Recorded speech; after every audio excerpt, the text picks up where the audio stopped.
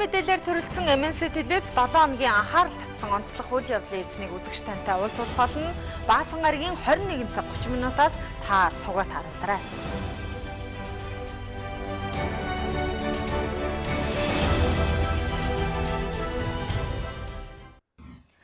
Орон дөрөв үзэгчтэй MNC телевизтэй хамтаага та бүхэндээ баярлалаа. 7 хоногийн онцлог хүн ярилцлагын нэвтрүүлэг эхэлж байна. Тэгэхээр өнгөрч байгаа 7 хоног үйл явдал ихтэй байлаа. Анхаарал татсан олон үйл явдлууд араасаа хөөрлөө. Гэхдээ энэ бүх онцлог үйл явдал дундаас онцлог хүн хэн байваа гэдгийг одоо би та бүхэндээ танилцуулах гэж байгаамаа. Тэгэхээр энэ 7 хоног бол 10 дугаар сарын 3-ны өдрөөр эхэлсэн байгаа. Даваа гарагийн онцлог хүнийг эхлээд та бүхэндээ танилцуулъя.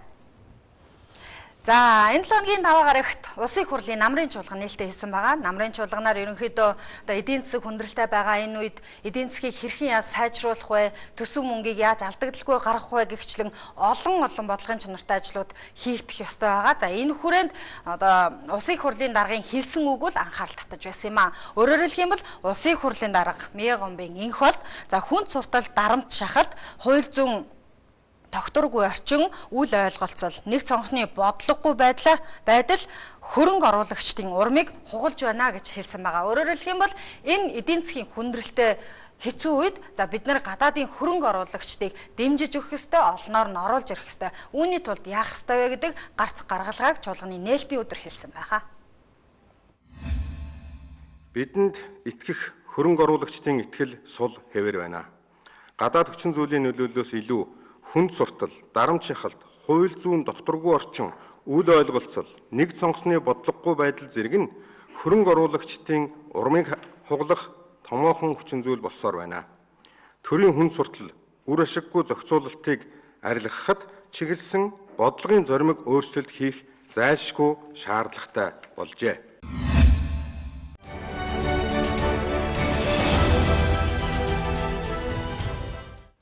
Нэг үе бодох юм бол манай улсын одоо хөрөнгө оруулалтын орчныг сайжруулах хууль эрх зүйн орчин бол хангалттай сайн байгаа. Гэхдээ хууль гарсан хэдий ч хэрхэн яаж хэрэгжүүлэх вэ? Гадаадын хөрөнгө оруулагчдыг яаж Монгол руугаа татах вэ гэгчлэн олон асуудлууд бол тулгарч гарч ирж байгаа. Тийм учраас эх жилүүдэд эх хугацаанд бид нар одоо татврын бодлогоор хөрөнгө оруулагчдаа дэмжлэг үзүүлэх хэрэгтэй юмаа гэдэг байр суурийг улсын хурлын гишүүд илэрхийлж байсныг энд онцолъё.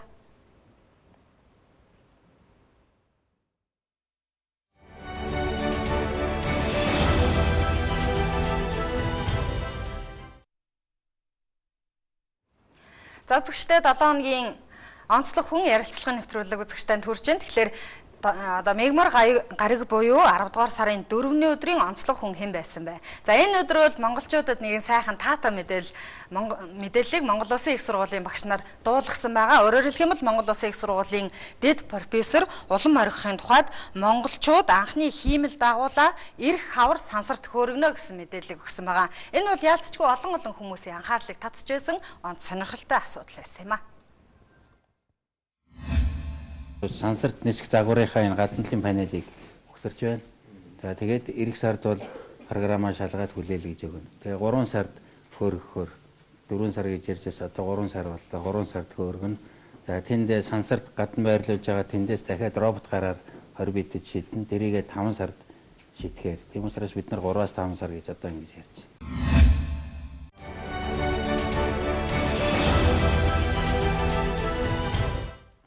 Сансарт судалтай холбогдуулаад нэмэлт мэдээллийг үзэгч та бүхэндээ хүрэхэд анх 1957 оны 10 дугаар сарын 4-ний өдөр Оросын судлаач Эрдэмтдийн баг Спутник хэмээх хүний гараар бүтээсэн анхны одоо хиймэл дагуулыг хөөргөж байсан юм байна. Ингэснээр сансрын технологийн салбарт шинэ хуудсыг эхлүүлсэн гэж хэлж болно. За өнөөдрийн байдлаар 50-аад орны 500 орчим хиймэл дагуул идэвхтэй ажиллаж байгааг Америкийн нэгдсэн улсын эрдэмтэд тооцоолон гаргасан байдаг.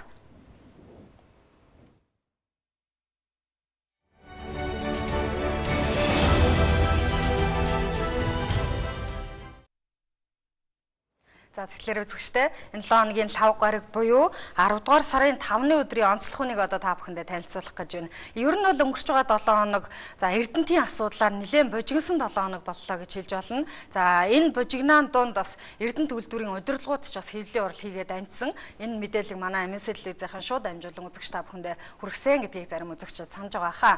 Тэгэхээр эрдэнэт үйлдвэрийн удирдлагаар ажиллаж байгаа ерөнхий захирал Даваа Цэрэнгийн тухайд нэгэн мэдээллийг хийсэн. Өөрөөр хэлэх юм бол Эрдэнэт үйлдвэр улс эх орныхоо өмнө хүлээсэн үүргээ Монгол улсын хууль тогтоомжийн дагуу хэрэгжүүлж байгаа гэдэг мэдээллийг хийсэн.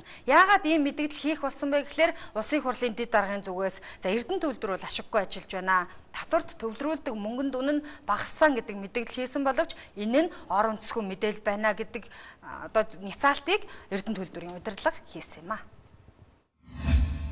За улсын хурлын дэд дарга ямд орж байгаа хийсэн мэдээлэл дотор бас Эрдэнэт үйлдвэрийн үйл ажиллагаатай холбоотой асуудал орсон учраас үйл үе сэтгүүлчид хариулт өгөөч гэж одоо маш олон өсөлтөд ирсэн учраас өнөөдөр бид та бүхэнтэй бас уулзаж байна. Эхний 8 сарын одоо зүйлд бол бид 19 сангийн яам татвар ерөнхий газар төрүүлсэн учраас би эхний 8 сарын байдлаар одоо хэлэхэд бол ер нь улсын төсөвт бол 64 тэрбум төгрөг төвлөрүүлсэн. Орон нутгийн төсвүүдэд 70 тэрбум төгрөг төвлөрүүлсэн. Нийтдээ 134 тэрбум төгрөгийн татвар эхний 8 сарын байдлаар бол улсын болоод орон нутгийн төсөвт бол бид төвлөрүүлээд байна. Тэгээд ямд орж дарагд очсон мэдээлэл яагаад 20 тэрбум төгрөгийг төлсөн бэ? Оюутлогоос 10 дахин бага төлжээ гэдэг ийм асуудал яригдж байгаа. Тэгэхээр татвар ерхий газраас ямд орж төгссөн тэр мэдээлэл бол бас яг өрөөсгөл дутуу мэдээлэл очсон учраас бол энэ одоо мэдээлэл бас буруу гэж нийгэм тараад байна.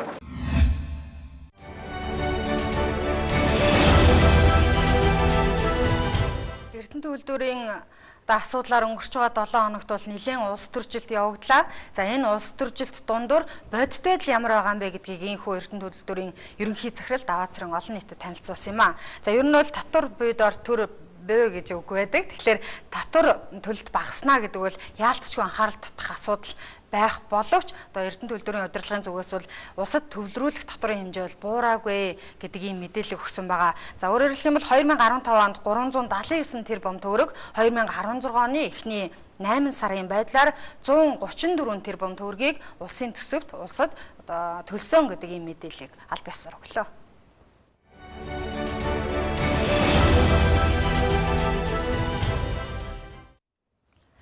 За эргээд Эрдэнэт холбоотой асуудлаар энэ 7 хоногийн пүрэв гарагийн онцлог хүн тодорсон гэж хэлж болно. Монгол улсын ерөнхийлөгч Захаагийн элбэгдэрж Эрдэнэтийн асуудлаар байр сууриа илэрхийлсэн байгаа. Өөрөөр хэлэх юм бол за Эрдэнэтийн тухай яриад байгаа. Эрдэнэтийн одоо судлах 49%-ийг худалдаж авсан ажиллагаа үнэхээр шударга явагдсан уу, хууль ёсных байсан уу, үгүй юу гэдэг асуудлыг одоо судалж байгаа. Ажлын хэсэгт багтсан улсын хурлын дэд дарга нэмд оржийн мэдээллийг няцааж, за нэмд оржийн мэдээллийн ард Эрдэнэт ард түмнийг ботсон үнэрч байхгүй гэж хэлсэн нь олонний анхаарлын төвд орж ирсэн юм а. Эрдэнэт үйлдвэрийн тос шороонд хутгалдаж явсан ажилчин байсан хүн бол би. 10 дугаарын төгсөөл Эрдэнэт үйлдвэрт ажилтнаар орж исэн анхныхаа цалинг авч исэн. 90 онд Эрдэнэтээс одоо анх удаа улс төрийн энэ албанд одоо сонгогдож улсын баг хурлын гишүүнд ардын хурлын депутатад сонгогдож ингэж ирж исэн ийм хөө. Эрдэнэт үйлдвэрийн ард миний ямар нэгэн хувийн сонирхол байхгүй.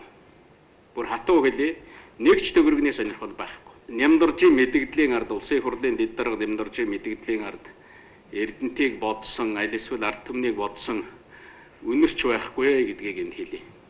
Улс төрчийн мэдэгдэл сүржин байх тусмаа худлаа байдаг шүү дээ. Би одоо сүхэн дор толгоогоо тавьж яанч гэх шиг, мафи гарлаач гэх шиг, сүүлчийн самцаа урагдтал би тэмцнэ ч гэх шиг. Энэ асуудал дээр ардын нам одоо засгийн газар ямар ч хамаагүй надад ер нь ямдурч тэгж намаа хэлэхгүй мөн үү? Зүгээр л сүржин ийм мэдэгдэл, хувийн эрх ашиг хөөцөлдсөн мэдэгдэл гэж харж байгаа. Дээдлийнхаа суудлал руу мяраасан ч юм уу, аль эсвэл нэгнийхээ янзыг үзэх гэсэн ийм л хандлага байна.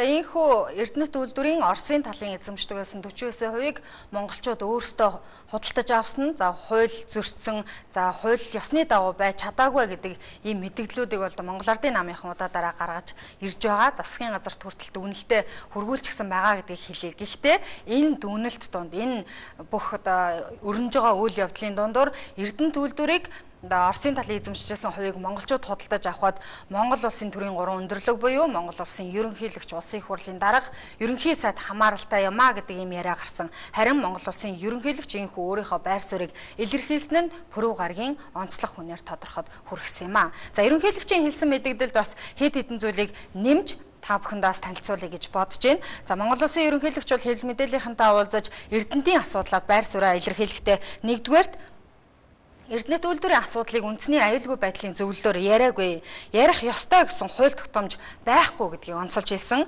За дараагийн нэг онцолж хэлсэн зүйл бол Эрдэнэт үйлдвэрийн асуудалд 3 томын оролцоо байгаа үгүйг мэдэхгүй байна. Нямдаржийн мэдэгдэлийн ард Эрдэнэт ард түмнийг бодсон үнэр байхгүй. За ер нь бол чойжил сүрэн нямдарч хоёрыг хуйлдсан гэж харж байгаа. Яагаад ингэж хэлж байгаа вэ гэхлээр буруу юм хийж байгаа хүмүүст болцоо олгоод байна.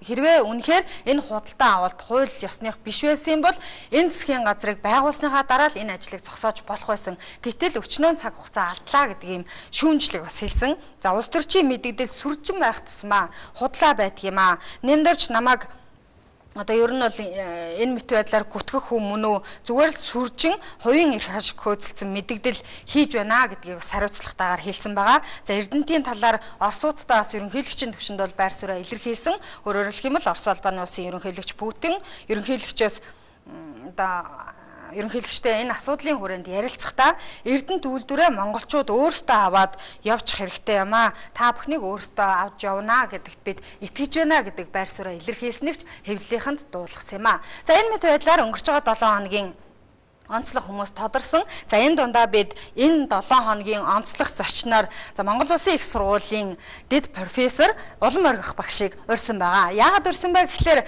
за монголчуудын тухайд бол Монгол хүн анх сансарт нисээд 35 жилийн нүр үтсэн байна. За тэр цагаас хойш ерөнхийдөө сансар судалтай холбогдоогүй гэж хэлж болно. Энэ удаагийн үйл явдал бол маш том хариуцлагатай юм алхам болж байгаа учраас бид энэ сэдвийн хүрээнд үзэгч та бүхэндээ мэдээлэл хүргэхээр өнөөдрийн онцлог зочноо урьсан байнамаа. Студид таныг урьж байна.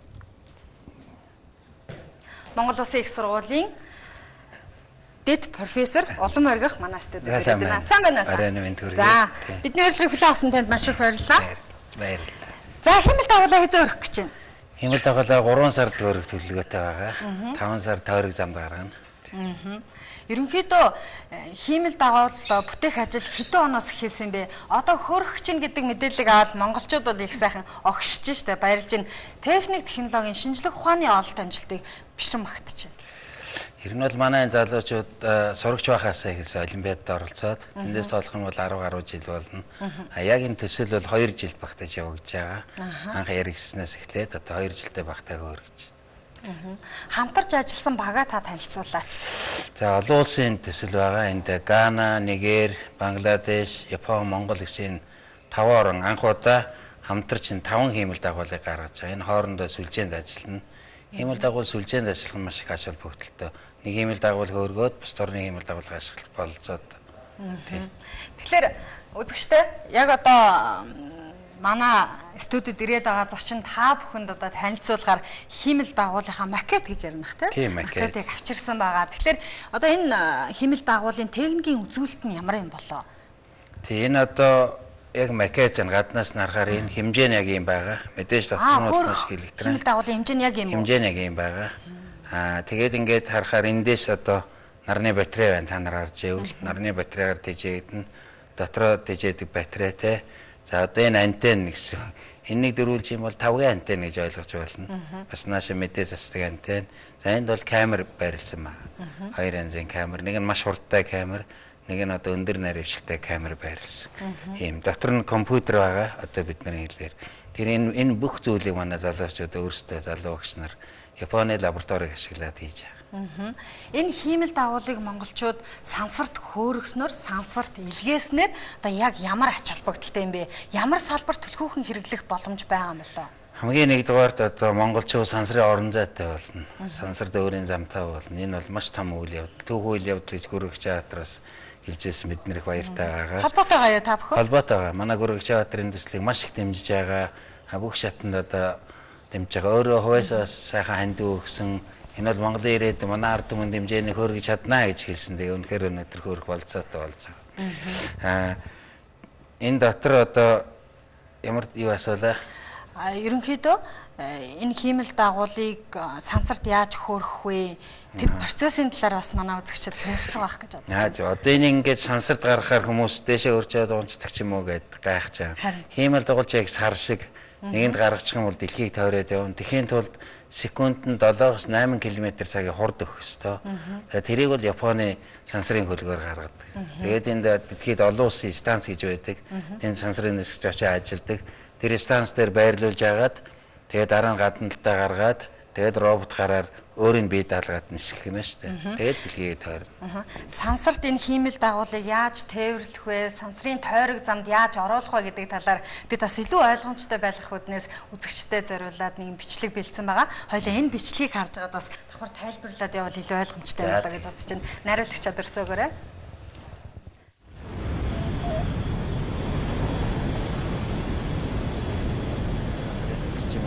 Технологиудаа суулгаад явах хэвээр. За энд одоо дэлхийн хиймэл дагуул дэлхийн тойрог замд орсон байна шүү дээ.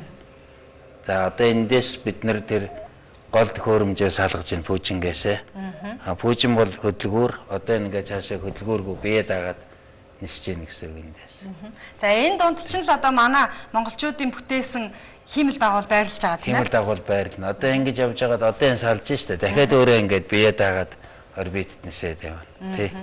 Бие дагаад орбитд гарна. Тэгээ сансрын тойрог замд оруулсан тохиолдолд хэдийн хугацаанд одоо ажиллах баталгаат хугацаатай юм бэ? Баталгаат хугацаа гэж одоо бодвол байх байлгүй. Байна, баталгаат хугацаа гэж байна. Энэ бол 6 сарын баталгаат хугацаа. Энэ бол маш өндөр үзүүлэлт.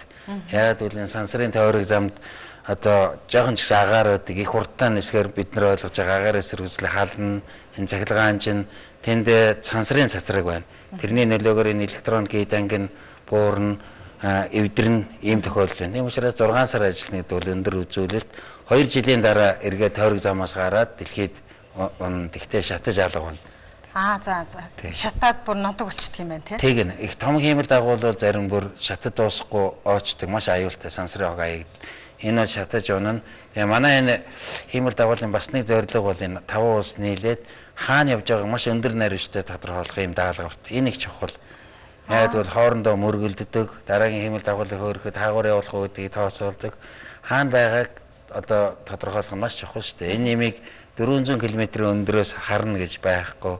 400 км хол байгаа юм жоох юмыг наривчлалтай болно гэдэг бол маш л өндөр технологи. Энэ бол шинэ бас зүйл. Тэгээ энэ ажлыг одоо танаа багш нар хариуцаад ажиллах уу? Аль эсвэл Японд төвн байх юм болоо? Манайхан ажиллана. Манай энэ Монгол Улсын их сургууль дээр удирдлага антенн байрлана. Тэндээс мэдээлэл дамжуулна, мэдээлэл хүлээж авна. За мэдээж энийг хийхэд бол зүгээр одоо бид нэр лаборатори сууж байгаа хийчээд нэг өгөөд нисэхгүй шүү дээ. Яг энэ сансрын орчин бүрдүүлсэн лабораторид хийдэг. Тэр нь Японд байна. Дэлхийд ерөөсөө 3 байдаг шилдэг лабораторийн нэг нь бол Японд байна. Тэгээ тэр лаборатори дээр манай залуучууд гэж. Та нар анзаарвал зарим зургийн чийж магадгүй нөгөө бүх өмсгөлөө өмсөөд маш өндөр юу үсгээд тэгээд тэндээ орж хийдэг байна шүү дээ. Тэгэхээр Монгол Улсын их сургуулийн тухайд одоо хичээл нам эрдмийн ажилласаа илүүтэй бас судалгааны маш том ажлыг хариуцаад авчихжээ гэж харж болохоор байна. Тэгээд Монгол Улсын их сургууль Монголын анхны их сургууль тэгээд анх удаа манай сургууль бас манай сургуулийн залуучууд багш нар аз тохиож энэ хиймэл Монголынхаа анхлын хиймэл дагуулыг хийж байгаад бид нар маш их баяртай байгаа. Манай сургуулийн төгсөгчид оюутнууд маш их дэмжиж байгаа. Хөрөмтлийн сан үүсгэж байгаа. Одоо fundraising гэж одоо фонд үүсгэж байгаа. Тий. Ард түмэн их сайхан дэмжиж байгаа. Хүн төрлөختөн сансар судалтай холбогдоод 160 болох чинь. Энэ 160-д багтаад монголчууд сансарт хиймэл дагуулаа хөөргөнө гэдэг бол маш том бахархаа шүү. Бидний одоо ярих бас нэг гавья гэж хэлж болно тийм ээ. Тэг нь бид нар одоо олимпийн аврагтай болсон шиг анх одоо Гөрөгч Баатар ниссэн шиг тийм сайхан үйл явдал шүү дээ. Ер нь энэ хиймэл дагуулыг нэг ийм хиймэл дагуулыг бүтээхэд хэдийн хэмжээний төсөв ордог юм болоо. Хэдийн хэмжээний төсөв шаардлагатай байна. Энэ санхүүжилтийг та бүхэн яаж хийдэв? За энэ төслийг хийхэд нийт одоо 2 янзын юмнаас бүрдэн. Нэгдүгээр хиймэл дагуулаа яг хийгээд бүтээгээд хөөргөө сансрын замд гарах энэ бүгд одоо онгоцонд ачаа хатсан ч үнэтэй шүү дээ. Энэ бүгд нийлээд 10 сая йены төлбөртэй. Дээр нь 20% татвар гээд 12 сая йены одоо Японы талаар нисгэж байгаа учраас йенээр гэрээ хийсэн л дээ. Энэ бол маш хямдхан гэж ойлгож болно. Монгол мөнгөөр чинь одоо баг 250 60 тий 270 одоо энэ ч өсөөл 70 80 сая орчим болж байгаа. Тий. Нөгөөх нь одоо энэ газрын станц Монгол Улсын их сургууль дээр энийг удирдах газрын станцаа бид нар авч байгаа. Тэрийг мянган инженерийн төсөөл гэдгээс бас гарах учиртай юм мөнгө байна. Тэр газрын станцаар өөр хиймэл дагуултай ч холбоо барьж болно шүү дээ. Тийм үү. Энэ 7 хоногийн 3 дахь өдөр хаа та бүхэн Монгол Улсын шадар сайттай уулзсан. Энэ үеэрээ бас улсын төсөв тодорхой хэмжээний мөнгийг нь суулгаж өгсөн, засгийн газар дэмжсэн гэдэг зүйлийг ярьж байсан. Энэ талаараа та мэдээлэл өгөөч. Тэгээ бид нэр анх хийчээд энэний нэг зорилго бол энэ хиймэл дагуулаа олон нийтэд сурчлах, энийг хөөрөх явцад хүүхдүүдийг шинжлэх ухааны дуртай болгох, монголчуудыг одоо шинжлэх ухааныг ойлгодог болох юм зорилготой ийм хөрөнгө босгох үйл ажиллагааг явуулсан л да. Маш их зүтгэж явуулсан. Тэгсэн ч гэсэн нөгөө гэрээт хугацаанд мөнгө төлөх бололцоогүй байдалд хүрээд засгийн газартай хандсан. Тэгээ шадар сайд хөрсөх маш их дэмжээд манай Монголын засгийн газар дэмжээд 150 сая төгрөг дутагчээсэн. Шийдчихсэн. Одоо энэ 10 сарын 15 гэхэд шилжиж байна. Тэгээд одоо ямар ч асуудалгүй болж байгаа. Манай хамтран ажиллаж байгаа олон улсууд, Японы тал, манай залуучууд их сургуулийнхаа маш их баяртай байгаа. Засгийн газартаа Монголын ард түмэндээ баярлалаа. Бид нэр хамтдаа шадлаа шүү л гэж ингэж хэллээ. Иргэжлийн үдэд хэрвээ та бүхэн ярилцлага хийх юм бол анхны хиймэл дагуулаа сансарт хөөрөгчгсөн гэдээ яриад сууж ахна шүү дээ. Тийм анхны хиймэл дагуулаа хөөрөгцөө. Одоо 2 дахь хиймэл дагуулаа 19 онд нисгээ хийж авс шадар сайд хийсэн. Бид нар бол энд итгэж байгаа. Манай нэг залуу яг энэ дээр ажиллаж байгаа. 3 жилийн дотор хийгээд хөөрөх болцоотой. Тэр мэн одоо бүр их тэрнээс бүр их зүйлийг хүсэн хүлээж байна. Мазаалаа хиймэл дагуул сансарт хөөрнө гэсэн мэдээлэл сошиал ертөнцид маш итгэвтэй явсан. Тэгэхээр та бүхэн нэр өгсөн. Хизээ яагаад ийм нэр өгч вэ? Энэ оюутнуудын донд, зурагчдын донд ингээд ямар нэр өгөх үү гэдэг санал асуулгыг явсан л да. Тэгээ манай оюутан Нинжин гэдэг охин энэ багшаа Мазаалаа гэдэг нэр өгье. Монголд байдаг амьтан бид нар Мазаалаагаа энэ хиймэл дагуулаа дамжуулж олон улс сурчлаа, энийг хамгаалъя. Тэгээд хөөрхөн Монголын Мазаалаа, Мозаалаа гэдэг нэр өгье. Тэгээд их хөөрхөн Кола, Панда гэдэг шиг Мозаалаа гэх. Тэгээ нэр их сайхан санагдсан. Үнэхээр бас Мазаалагаа олон нийтэд дэлхийн нийт сурчлан одоо Мазаалаа гэдэг хиймэл дагуул тийм. Энэ түүхэнд үлдэн шүү дээ. Энэ хиймэл дагуулыг сансарт хөөргснөөр онцгой байдлын салбарт бас нэлээд ашиглах боломж байгаа гэж сонссон.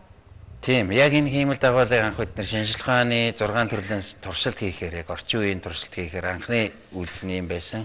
Тэгээ онцгой байдлаа яриад тийм зарим өөрчлөлт хийж байгаа. Өөрөөр хэлбэл тэр техникийн хөгжлийн хүрээнд онцгой байдалд бас ашиглаж болохоор тийм зүйлээд байгаа. Жишээлбэл энэ зураг аавна.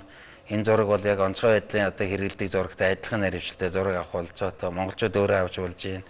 За онц шаардлагатай үед бид нар онцгой байдлын хэр ажиллаж байгаа хүмүүстэй энэгээрээ дамжуулаад одоо дохио илгээж болно. Одоо наачаа галын аюул гарлаа гэхэд нанаасаа түргэн холдож гэдэг юм уу, нэмэлтгүйч очлооч гэдэг юм уу, янз бүрийн хэрэгтэй мэдээллийг кодлоод явуулах болцоотой тэрийг бас хийж байгаа. За дараагийн хиймэл дагуул 19 оны. Энэ бол галыг төмөрийг гарангууд мэднэ. Энэ бол үнэхээр одоо мундаг хиймэл дагуул болно. 5 метрийн наривчлалтай сая одоо дурангийн шийдээс дууссан.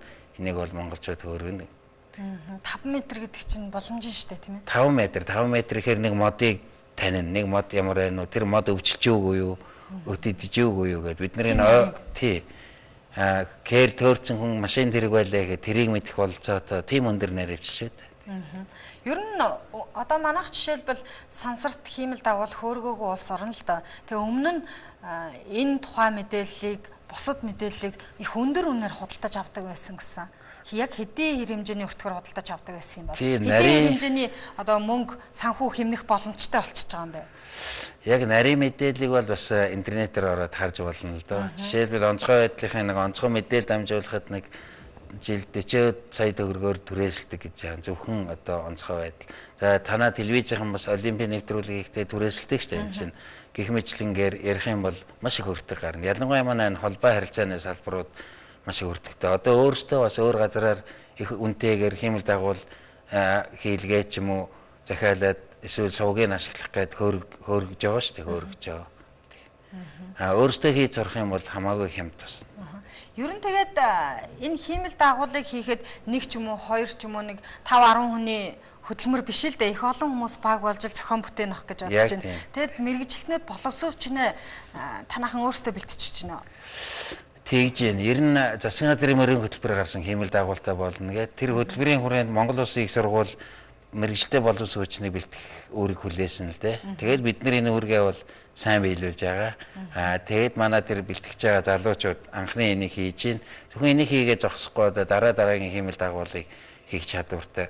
Би нэг зүйлийг онцолж хэлье.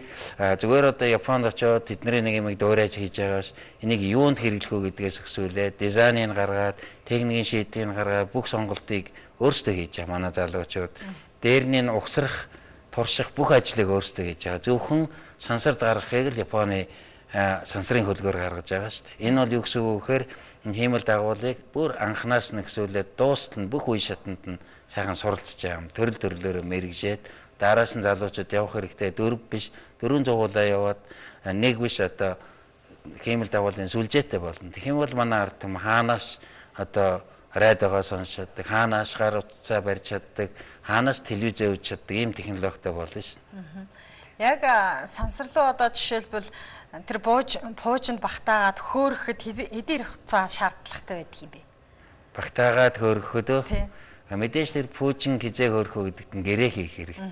Ер нь бол энийг одоо за дараачихыг хий тэгээд нисхий гэхэд 6 сарын дотор хийгээд угсраа шалгаад нисэх бололцоод одоо тий. Тэгэхээр манайх одоо 3 сараас он гаргаад л ерөнхийдөө бэлтгэл ажилдаа шургуухан орох нь тий. Японочдод Японд руу очихоос эхлээд одоо манай залуучууд тэнд ажиллаж байгаа. Ажиллаад одоо энэ оны сүүлээр энийг яг хүлээл гэж өгнө. Тэгээд 3 сард хөрөх гэрээ байгуулсан байгаа. Мэдээж тэр пүүжин хизээ нисгүү гэдэг биднээс сүүл хамаар нөгөө цагаагаарын байдал, техникийн нөхцөл гээл пүүжи хоослоо, цагтаа нислээ гэж ярьдаг штэ. Тийм байгаа. Бид нар бол 3 сарын сүүлээр 4 сарын ихээр ниснэ гэж ингэж бодож байгаа. Ингээд харахаар их жижигхэн. Тэгээд энэс одоо их хөлбөр нь арай том байх юм гэхээр яг ийм хэмжээтэй байна гэдэг юм. Тэгэхээр анх тэр 1957 онд Оросууд хөөргөжсэн тэр хиймэл дагуул чинь 70 кг жинтэй байсан гэлөө. Тэгсэн 70 кг жинтэй байсан. 70 кг жинтэй 70 см ийм хөөрхөн бөөрөнхий капсул байдаг шүү дээ. Тэрний жигтэй 2 хөөрхөн жигтэй. Бараг 50 кг аккумулятор байсан. Тэр 21 хоног мэдээд амжуулсан шүү дээ. 21 хоног мэдээд амжуулаад тижээлэн суусан баг. Манай энэ бол 6 сар мэдээлэл аавн дамжуулан радио цацсан. Төрийн дуулаад дуулна шүү дээ. Төрийн дуулаа эндээс гიშгэлүүлээд явна. Бид нэр гэрчинд харуулаад сонсож болно. Зураг авч илгээн. Бас бидний командыг биелүүлнэ. Бас шинжилгээ ухааны туршилтууд хийн.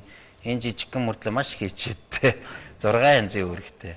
1 кг хүрэхгүй жинтэй гэсэн тийм. 1 кг хүрэхгүй. Энэ бол одоо нэлээд өндөр түвшний компьютер, сансрын орчинд ажиллаж чаддаг, дэлгэцгүй гаргуу тийм компьютер л гэж ойлгож байна шүү дээ.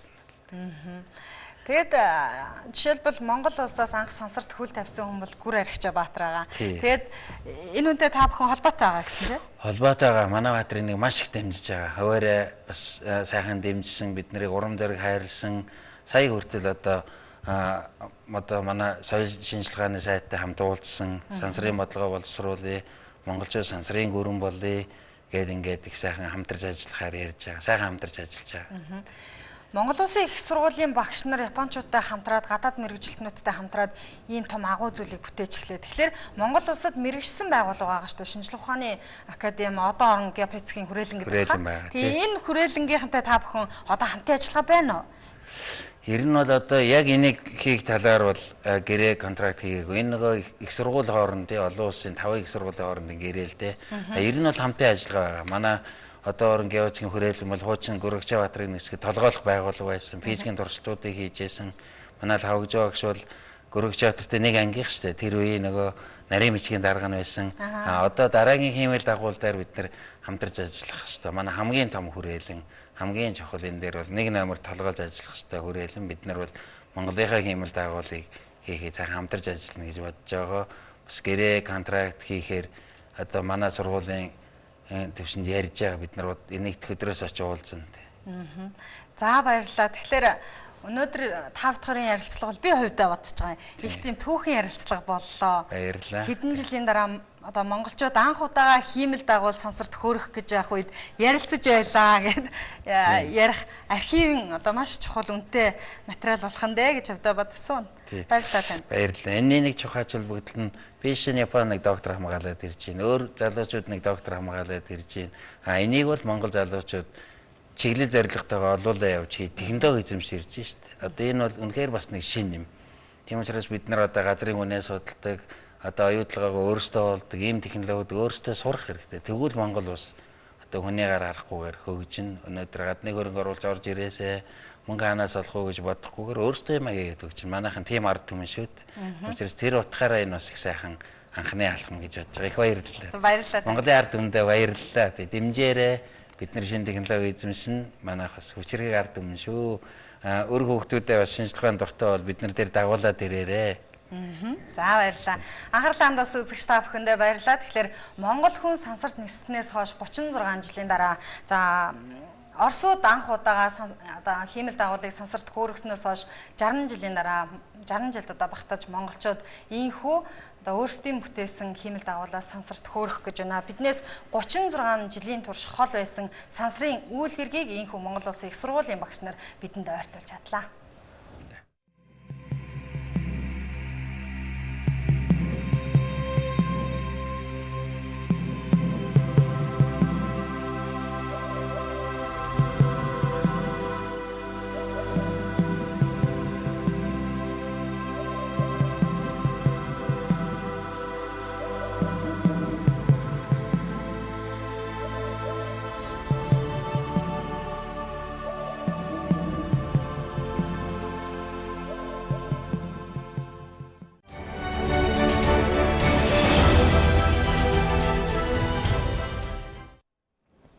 За зөвхөстэй энхүү энэ 7 хоногийн ажлын сүүлчийн өдөр би та бүхэндээ 7 хоногийн онцлог хүн ярилцлагын нэвтрүүлгээ хүргэлээ. Бидэнтэй хамт байсан та бүхэндээ баярлалаа. Ирэх 7 хоногт биднийг олон сонирхол татсан, анхаарал татсан үйл явдал хүлээж байгаа. Та бүхэн амралтын өдрүүдэд айдахтай сайхан өнгөрүүлээрэй. Баяртай зөвхөстэй.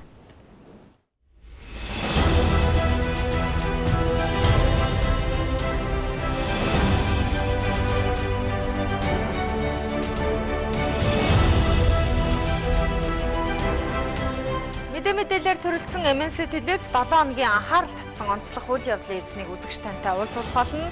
Баасан гарагийн 21 цаг 30 минутаас та суугаад харуулаарай.